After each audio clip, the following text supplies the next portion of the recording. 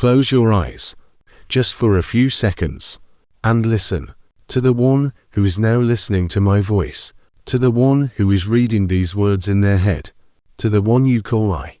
Try to feel it, this feeling of your own I. It seems so real, so dense, so obvious. It's as if it sits somewhere behind your eyes.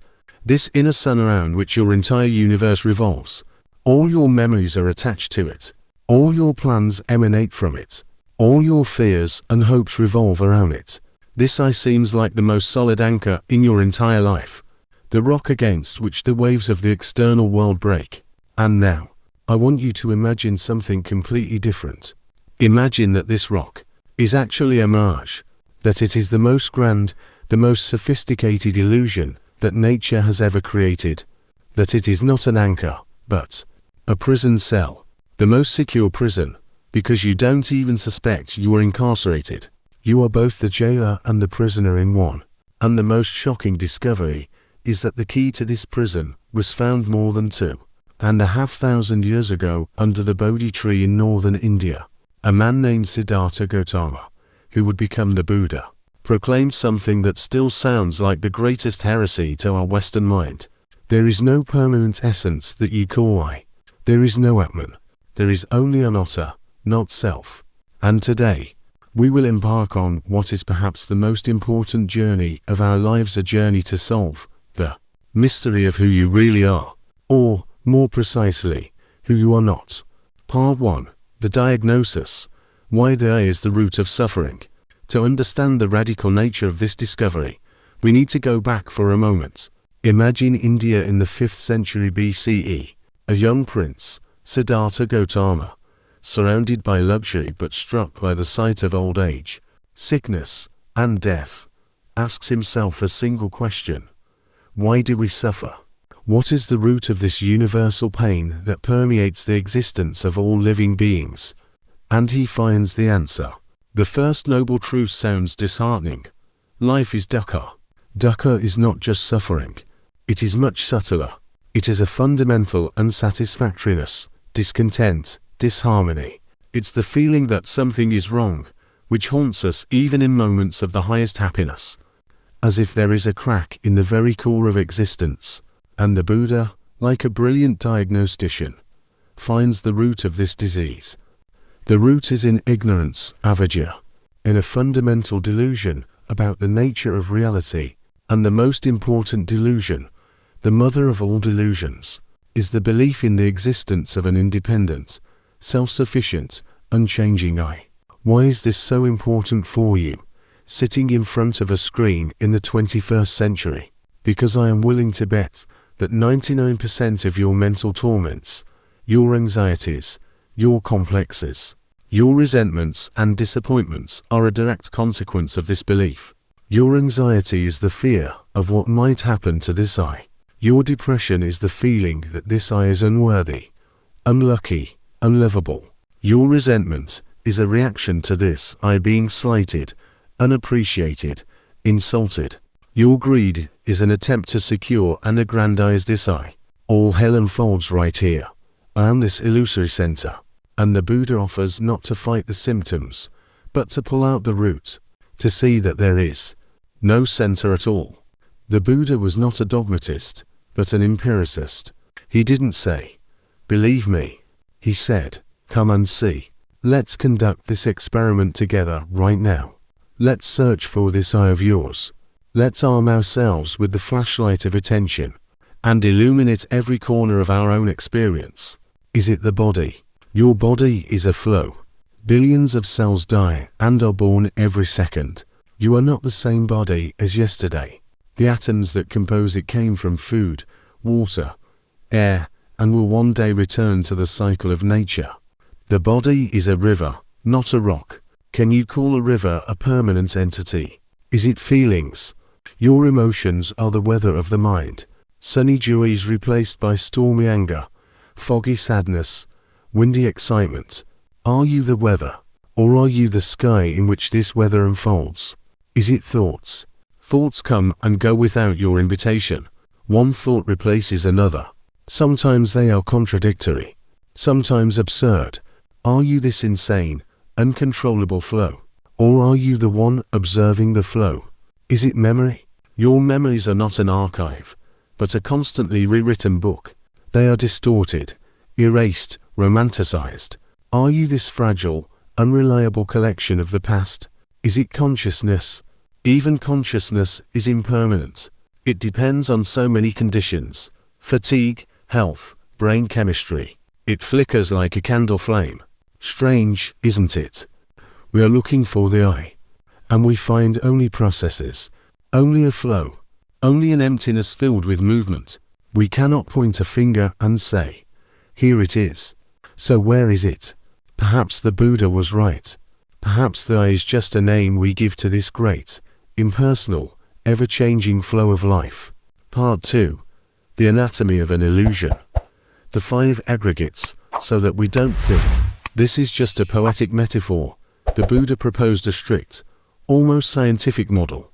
He said, what you call a person is simply a temporary, dynamic combination of the 5 aggregates, or Khandhas, 5 heaps, 5 piles that, when gathered together, create the illusion of wholeness. Rupa, the heap of form, your physical body with all its sense organs.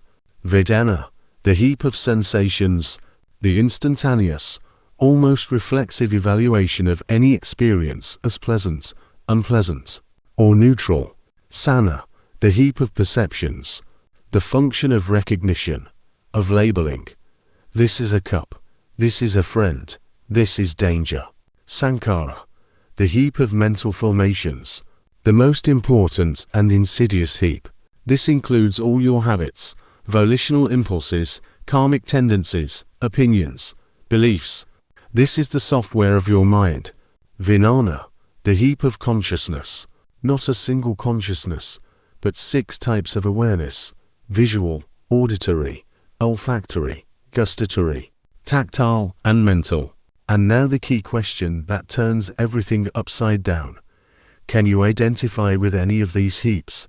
Can you say, I am this heap of matter, I am this heap of pleasant sensations, I am this habit of biting my nails? No, you cannot. You have a body. You experience sensations. You possess perception. You are influenced by your sankharas. You use consciousness. What you call I is not some 6 separate entity. It is the process of interaction of these 5 heaps. It is the name given to this complex, fleeting configuration, like the flame of a candle. It is not a thing, but a process of burning. Remove the wax, the wick, the oxygen, and no flame remains. There is no separate entity flame. It is exactly the same with you. Part 3. The mechanism of suffering, the dictator in an empty fortress. And so we come to the most important part, the mechanism of suffering. Imagine you have a diamond. You consider it yours, your treasure, and you constantly fear losing it, damaging it, having it stolen. This diamond is your I. Now imagine someone comes and tells you, sorry, but that's not a diamond. It's just a piece of ice. It's already melting. Your first reaction is shock, denial. But if you believe, what happens to your fear? It disappears. Why fear losing something that is temporary and, in essence, nothing more than water? This is precisely what the illusion of I does. It takes this impersonal, fluid process of the 5 Khandhas and freezes it into the idea of a permanent, separate entity. And this idea, the entire drama of the ego, is instantly built. The triad of suffering, craving, raga, the striving of this illusory I to attract everything pleasant to itself, to confirm its existence and obtain pleasure. This must be mine. Aversion, dvesha, the striving to push away everything unpleasant that threatens this fragile I. I don't want this, go away. Ignorance, avidya, the very foundation, not knowing that the I is an illusion. And our whole life turns into an endless, exhausting dance. Attracting joy for a second, lose, suffer, seek something new to attract. A squirrel in a wheel. Dukkha, your depression, your panic attack, your arguments with a loved one. These are not some mystical curses. They are the laws of physics of this illusory I. It's you hitting the wall of impermanence, while believing you are a separate, permanent stone. Part 4. The path to freedom. Living without an owner. But, you will ask, and this will be the most honest question, if there is no I, then who acts? Who lives? Who loves? Doesn't life turn into a meaningless, robotic nightmare? On the contrary, it turns from a nightmare into an amazing, free play. Imagine you've been carrying a huge, invisible suitcase full of bricks on your shoulders all your life. You were so used to it that you thought this heaviness was you, and then someone showed you that the suitcase can simply be put down. The practice of not-self is not self-destructs. It is the abdication of an illusory dictator. Insight meditation vipassana. You sit and simply observe. Here is a sensation arising in the knee. Here comes a thought about work. Here a memory surfaces. You don't say, I feel, I think. You say, there is a feeling, there is a thought. You train to be not an actor on the stage, but a spectator in the audience. And at some point, you realize that the spectator is also just an observation. Dagger questions in daily life. In the moment when anger overwhelms you, before shouting, ask, who is angry? Where is this angry one? Can it be found? This question is like a hammer blow to the ice of illusion. It doesn't destroy the anger, but it deprives it of an owner. And anger, deprived of fuel, often simply dissipates. Life as a flow. When you stop clinging to the idea of a permanent I, you become incredibly flexible, open, and creative. Life ceases to be a battle for the survival of a separate being. It becomes a dance. You are led not by a capricious ego captain, but by the very wisdom of the flow, the totality of all conditions. You trust life to live itself through you. Decisions are made not by you, but by the entire universe converging at this point in spacetime, which you habitually call by your name. Part 5. Your turn. The 24-hour laboratory. And now, after this long and perhaps disconcerting journey, it is time for the most important part, for your personal experience, because all these words are nothing if they do not pass through the crucible of your own experience. Therefore, I suggest you not just reflect. I suggest an experiment. For 24 hours, become a scientist studying the most mysterious object in the universe, your own feeling of I. Here is your protocol.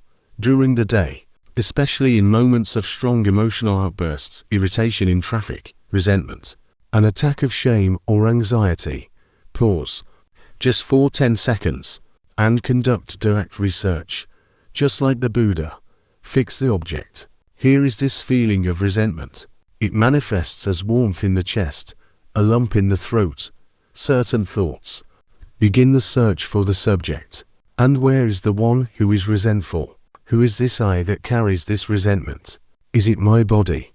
No, the body just feels. Is it my thoughts? No, thoughts just come and go. Is it my consciousness? Consciousness simply registers all this. So where is it? Where is this center, this owner of the resentment? Note the result. What happens when you search for the resenter and cannot find him? What happens to the resentment itself when it loses its imaginary owner? And I will be immensely grateful if you share your findings here in the comments. Let's create not just a feedback section, but a real laboratory for the study of the absence of self. Describe what you discovered. Did it become easier? Did you experience a moment of astonishment or liberation? Your sincere report could become the very key that helps someone else open the door of their own prison. Conclusion. The freedom of being no one in the final analysis.